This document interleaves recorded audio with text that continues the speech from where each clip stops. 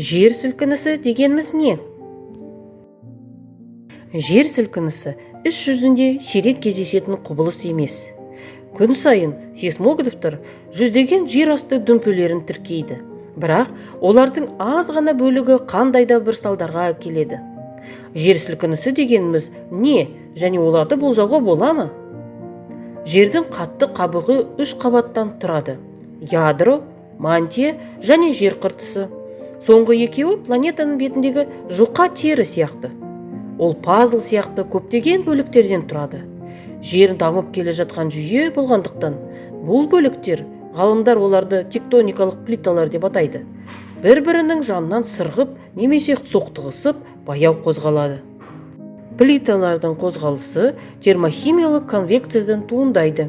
Яғни, бетіндегі суық және ауыр материалдар төмен қарай жылжиды, ал керісінше терең жер қойнауындағы ыстық материал жоғары қарай жылжиды, және бұл қозғалыстар плиталық тектоникаға әкеледі. Бұл қозғалыс плиталар шекарасындағы жер жарылыстары аймақтарына қысым жасайды. Дәл осы қысымның кенеттен шығуы жер сілкінісін тудырады. Жер сілкінісі кезінде жер жарылған жерінің екі жағы секундына 1 метр жылдамдықпен сырғанайды. Бұл плиталардың қалыпты қозғалысына қарағанда шамамен миллиард есе жылдамырақ. Энергия сейсмикалық толқындар түрінде барлық бағытта жер жарылысынан сыртқа сәулеленеді. Бұл құбылыс тоғандағы толқындарды елестетеді. Бұл толқындар жерді сілкіп тастайды. Биыл Түркия мен Сириядағы жер сілкінісі Анадолы мен Араб плиталары арасындағы шекараны белгілейтін негізгі жер жарылысының бірінде болған болуы мүмкін. Не шығыс Анадолы жер жарылысында, не трансформацияда өлі теңіз жер жарылысында. Қазіргі сейсмологтар жер сілкінісіне бөлінетін энергия мөлшері болып табылатын момент шкаласын қолданады. Ал Рихтер шкаласы ескірген. Қазіргі ғалымдар оны қолданбайды.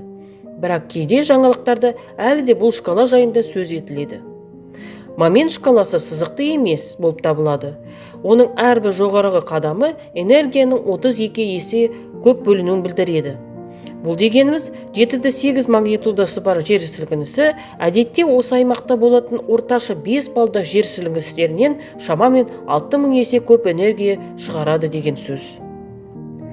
Жер сілкінісінің энергиясы бір жерден немесе эпицентрден келетін сияқты. Бірақ бұл шын мәнінде жер жарылысы аймағы бойымен қозғалудан туындайды. Жер сілкінісі неғұрлым күшті болса, соғұрлым жер жарылысы аймағы ауысады. Магнит неғұрлым жоғары болса, жер сілкінісі әсер ететін аймақ соғұрлым үлкен болады.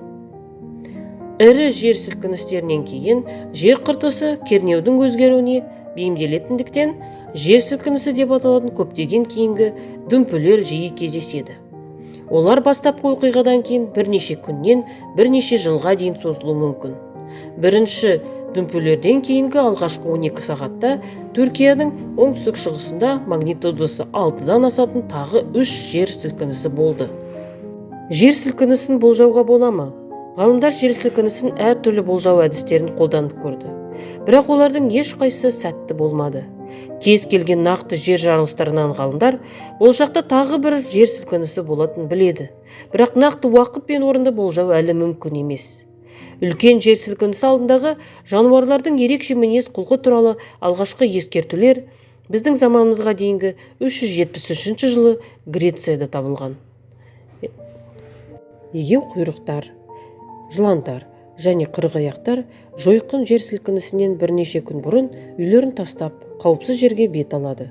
Шындығында, ғалымдар жануарлардың жер асты дүмпулерін олар пайда болғанға дейін бірнеше секунд бұрын сезінетініне сенімді. Бірақ күндер мен апталарға келетін болсақ, бұл жайында ешбір ғылыми растау жоқ. Достар, біздің видеоларымыз ұнаса, бізге лайк қосып жазылыңыздар. Келесі видеода кездескенше.